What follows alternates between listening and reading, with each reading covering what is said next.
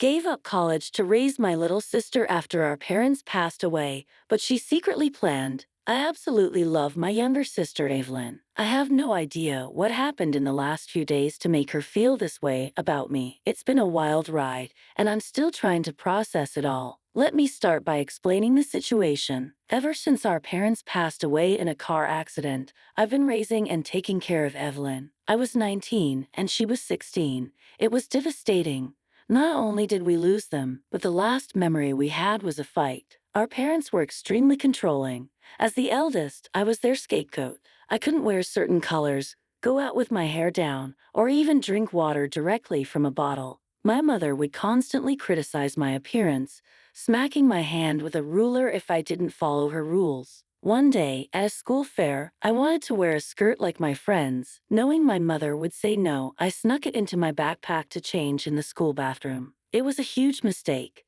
Someone's parents, also from our church, saw us wearing skirts and complained to our parents. They were furious. As punishment, my mother made me kneel on the ground for 4 hours until my knees were sore. I begged for mercy. My father refused to let me have dinner that night, calling me a spoiled girl. He forbade me from being friends with the other girls and threatened to take away my bedroom door. That night, I cried myself to sleep, wishing for better parents. Traumatized by the incident, I stopped being friends with those girls. I was afraid of getting in trouble. My parents were also obsessed with my grades. My mother would wake me up at 5 a.m. every morning to study before school. She'd sit and knit while I memorized chapters, sometimes quizzing me. If I didn't get it right, she'd slap me or threaten to withhold breakfast. This is why I had perfect grades throughout high school, so my parents could brag to their church friends. Things got even worse when Evelyn was born. While I was treated poorly, my sister received the best from our parents. I don't know if they were tired of monitoring me or if they simply enjoyed torturing me, but they were different around Evelyn. They never raised a hand to her while I was beaten for the smallest things. It became clear that my sister was my mother's favorite. Evelyn looked exactly like her, blonde hair, blue eyes, and thin lips. My mother would constantly point out her features, telling everyone how beautiful her second child was. On the other hand, she judged my weight, poking and pinching my belly. She told me I was too big and that she was the skinniest in her class at my age. Her words still haunt me. How could my own mother talk to me that way? I was forbidden from eating certain foods, and she cooked my meals without oil or salt, making them bland and unappetizing. Evelyn had no such restrictions. Whenever anyone complimented my intelligence, my mother would steer the conversation to Evelyn, praising her beauty and how much she resembled her. This became a regular occurrence, making me feel terrible about my looks and weight. Can you imagine how it feels to hear your parents constantly compliment one child for looking like them while you're ridiculed for your weight? My mother would remind me every day that I needed to be presentable and beautiful to attract a husband, or I'd be an embarrassing spinster. When I was in 8th grade and Evelyn was in 5th, my mother started pushing her to participate in children's beauty contests. Evelyn, never a confident child, was apprehensive about performing in front of an audience. She tried to refuse, but my mother insisted, assuring her it would be fun. Evelyn ended up winning the contest, and I believe that's when everything changed, perhaps for the worse. My mother became obsessed with Evelyn, forcing her to compete in multiple beauty contests a year. My father supported this because they won cash prizes, which he loved. Evelyn would tell me how scary and uncomfortable she felt, especially with the grown men who would ogle at them. Some even approached my mother, encouraging her to bring Evelyn to auditions, which my sister was not comfortable with. It was clear that my mother was living vicariously through her daughter. I felt so bad for Evelyn that I tried to talk to my mother about it, but as usual, I was dismissed. She taunted me, saying I was jealous because I wasn't beautiful like her. One day, I came home from school to find Evelyn crying in our bedroom. Our father was at work and our mother was out shopping. She looked terribly upset, so I asked what was wrong. Evelyn recounted how a man she had seen at one of her beauty contests had been stalking her at school. He had tried to approach her through the school fence, telling her he'd always wanted to talk to her. I was shocked and told her to tell our parents immediately. Evelyn started to cry, saying she was scared because no one would believe her. I promised her I believed her and that I would be there with her when she told our parents. To my surprise, when we told them during dinner, my father looked at us nonchalantly, Well, my mother told Evelyn she should be happy to have a new fan. They refused to take her seriously, dismissing it as an overreaction. Evelyn looked defeated. I decided to take matters into my own hands. The next day, I told Evelyn's homeroom teacher about the man. She was concerned and assured me she would talk to the principal. It turned out Evelyn was telling the truth. The principal called our parents to alert them and encourage them to file a police report. Instead of thanking the principal, our parents waited for us to come home to yell at us. My mother was embarrassed that we had made a big deal out of it, and my father scolded us, saying people would now assume they weren't taking care of us properly. They yelled at Evelyn, telling her how lucky she was to be beautiful because she didn't have the brains to survive in this world. They refused to let us have dinner that night and sent us to bed hungry. I heard Evelyn crying throughout the night, and I felt so bad for both of us. The next day, Evelyn stopped talking about the man. She blamed me for going to the teacher and escalating the problem. She also said our parents were right and that she shouldn't have told me in the first place. Since then, she stopped sharing things with me. My mother constantly criticized me to my face and behind my back to Evelyn. This made Evelyn respect me less, and she started to dislike me for being different from her. We had each other, but even that was gone. Evelyn went on to win more awards, making my parents happy. She closely monitored her food intake to avoid gaining weight and judged me if I ever ate pizza or a burger. We weren't close anymore. I grew tired of her talking and behaving like our mother. She even taunted me to lose weight, even though I was never overweight. In their minds, women were supposed to look a certain way, and they hated me for being different. When I started wearing glasses, she teased me, saying it was embarrassing for her to have an older sister who looked like me. As much as I felt bad for myself, I felt bad for her too, for turning into our mother. When I graduated high school, I couldn't wait to leave home and finally be free at college. But my parents didn't want me to pursue higher education. They started talking about a nice church guy who was looking to get married and said they thought I would be perfect for him. When I asked who it was, I almost puked. It was a 32-year-old guy they knew from church. I couldn't believe their audacity. My mother tried to convince me that 18 was the best age to get married and that I might never find a good guy like him again. I refused vehemently and started applying to colleges. I also took a part-time job to earn some money. When my father realized I was earning money, he started demanding that I pay him for my groceries and bills. He didn't want to house a freeloader. I had no choice but to agree. Weeks and months passed, and I didn't receive any replies from colleges. I was worried. I knew I was an excellent student, so there was no reason why a college wouldn't accept me. But even if they didn't, I'd at least get a rejection letter. One morning, I woke up early and saw my mother sneaking mail from our mailbox into her closet. My suspicions were up. I knew she wouldn't give me a straight answer if I confronted her, so I waited for her to leave for errands. When she was gone, I checked her closet and discovered she had been hiding letters from my colleges for months. I opened them to find out I had been accepted into 2 universities. I almost cried tears of joy. One of them offered me a full scholarship. I immediately called the college to accept their offer and agreed to send all my documents that day. For the first time in a long while, I breathed a sigh of relief. I was finally getting out of that house. I knew there was no point in confronting my mother because she would deny it and make up an excuse. So I kept my mouth shut until it was time to move away. Unfortunately, my mother found out the letters were missing and confronted me. She didn't even try to deny it. She asked me directly if I had found them. I said yes. She started yelling at me for going through her things and told me to drop the idea of going to college because that's where girls go to get pregnant.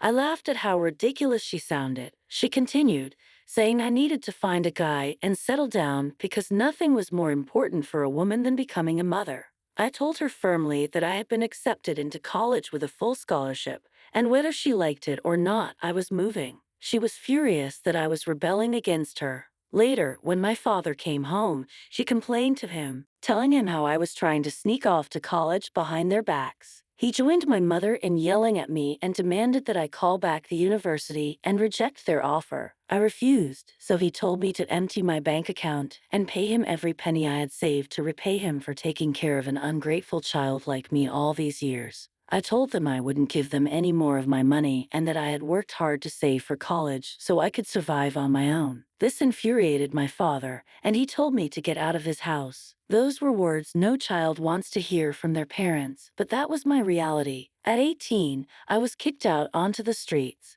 Throughout the fight, Evelyn refused to speak up for me or offer any help.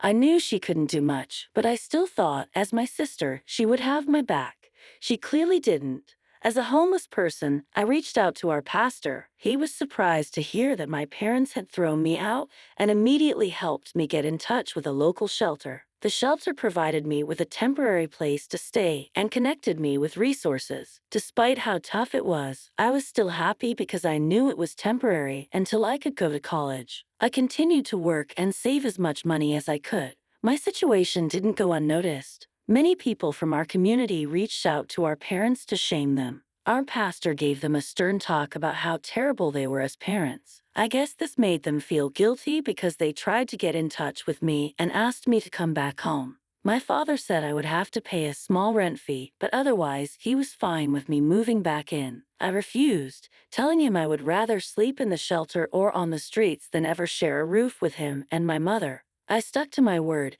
and when I finally went to college a few months later, I knew our relationship was completely over. I hadn't talked to my parents in a year.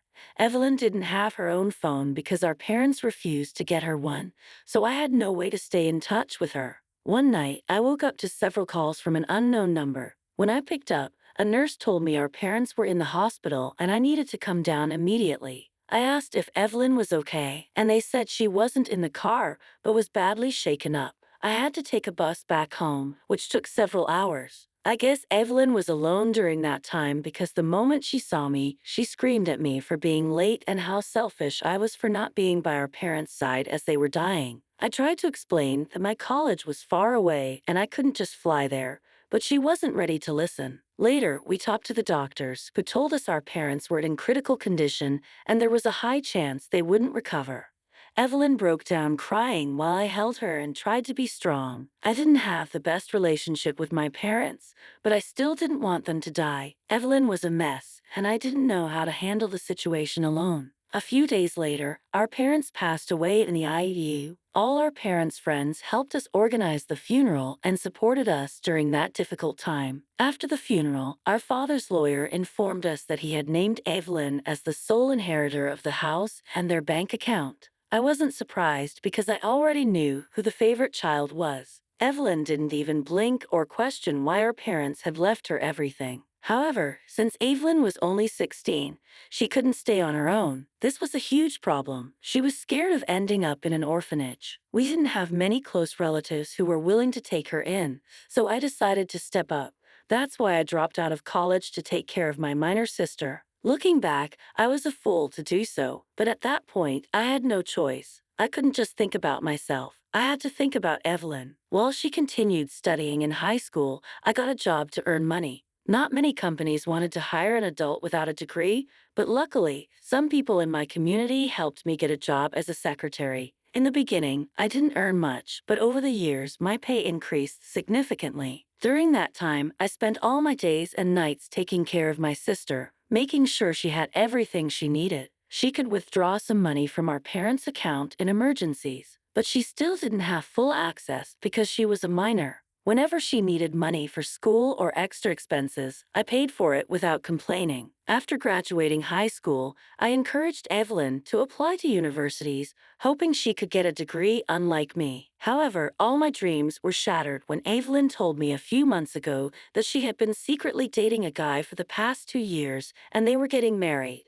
I was shocked. I had no idea my sister, who always seemed so innocent, even had a boyfriend. I was confused about why she kept it hidden from me after our parents passed away. When I asked her, she said she didn't think it was a big deal. Then, without missing a beat, she asked me to organize her wedding because I had such good taste. I was surprised she wanted me involved since she never liked the way I dressed or my hairstyle. I thought maybe my sister had grown up, and this was a chance for us to bond during the wedding planning. Whenever I asked to meet the guy, she came up with an excuse. One time, I put my foot down and demanded to meet him. She let me talk to him on the phone. He sounded decent, so I knew it was real. He told me they had been in a long-distance relationship for years, which is why I hadn't found out about it. Evelyn and her future husband told me they were having the wedding in his city because it would be convenient for his parents. He said he would fly us both out there and that he was grateful for me to plan the wedding and organize everything so Evelyn wouldn't have to worry. I thought that was really sweet of him. Yesterday morning, I heard some scuffling and woke up to check it out. I noticed Evelyn tiptoeing around the house as she got ready. Her luggage was packed. I was confused, so I looked at her curiously. When I asked where she was going, she jumped in fright because she hadn't seen me standing silently in the stairway. I asked her if something had happened and she turned red, as if trying to hide something. She looked me straight in the eye and told me she had hoped I wouldn't wake up because it would have made things easier. I asked her what she meant, and she said she was leaving. Now that she was getting married, she didn't want to live in the house anymore. My eyes widened in surprise as I searched her face, trying to figure out if she was pranking me. I asked her about the house, and she said she had already contacted a real estate agent and given them a copy of her keys. I asked her about me, since she was doing all this without even telling me. Evelyn shook her head and said there was nothing to discuss, and that she knew I would overreact, which is why she wanted to leave silently. I don't know why, but hearing her hurtful words, my eyes filled with tears. This only irritated Evelyn further. She continued, telling me how she had hated living with me all these years and never really considered me her sister. That's why she didn't want her future husband to meet me. I asked her about the wedding, and she laughed, saying I was ridiculous for even asking because I should know my place and that I was just unwanted trash in her life. She said her cab was waiting outside to take her to the airport, so she didn't have time to answer any of my questions. Before closing the door, she told me never to contact her again and that I should move out as soon as possible so the house could be sold. After she left, I sat down on the floor and tried to process everything. I felt like I was in a bad dream, but it was all too real. I started to cry as my heart broke. My sister, the only family I had left, hated me so much that she wanted nothing to do with me now that she was done using me. I had given up my scholarship, degree, and dreams to take care of her, and she tossed me aside as if I meant nothing. In a fit of anger, I decided to call the wedding florist and singer to cancel their appointments. I had been paying for them as a gift to my sister, but now that I knew I wasn't invited, I felt no obligation to continue. I know my sister is in for a surprise because she won't be able to rebook them, especially the singer. She's probably going to call and yell at me, but I don't care. I'm so hurt by her betrayal. I just don't understand where I went wrong. Did I do something to make my sister hate me so much? Update 1. Hey guys, I feel much better after reading all your stories. Thank you to everyone who reached out to me in my personal DMs to check in on me. I promise I'm doing much better now that I know I'm not alone. To everyone asking why I sacrificed for my sister, I do blame myself. As the oldest, I thought that's what I was supposed to do. I think it would have been better for me to continue getting my degree, and Evelyn should have lived in an orphanage, but it's too late to regret that now. I feel like moping about my decision years ago isn't going to change anything. Update 2. Okay, so as expected, my sister called to yell at me for canceling her florist and wedding singer. At first, I didn't pick up her call, but after she persistently called, I decided to answer. She said I had no right to cancel them without giving her a heads up, and that she could have paid for them instead. I laughed and told her never to call me back again because I had done exactly what she deserved. She continued to tell me how she and her fiancé thought I was extremely selfish, and that's why our parents never loved me. Before she could say anything else, I disconnected the call. I was so pissed off hearing her words, I blocked her immediately. I have no idea how she has the audacity to be angry at me when she literally abandoned me and asked me to move out while I spent years sacrificing and taking care of her. How can some family members be so ungrateful and vile? I'm just done with her. I don't care if her man brainwashed her or if she's always been this way. She can do whatever she wants. I'm done. Update 3. Hey everyone, it's been several months since I last updated here. I just wanted to let you know that I moved out of my sister's place and am currently living in a rented apartment. I blocked my sister from everywhere and she doesn't have my new address, so there's no way she can disturb my peace. I have no idea about her life, but as much as I'm angry with her, I wish her nothing but the best. A lot of you pointed out how our parents are to blame for traumatizing both of us, and that's exactly why I don't hate my little sister, even after everything she put me through. I know she will get her karma, and when she does, it will be on her own. I'm concentrating on taking care of myself and focusing on my skincare and job. I've started going out on self dates, which bring me a lot of joy. I've been reading self-care books and joined a gym. I'm mentally much better than I was a few months ago. I think I'm going to be just fine. Thank you to anyone who stuck by me through this wild ride.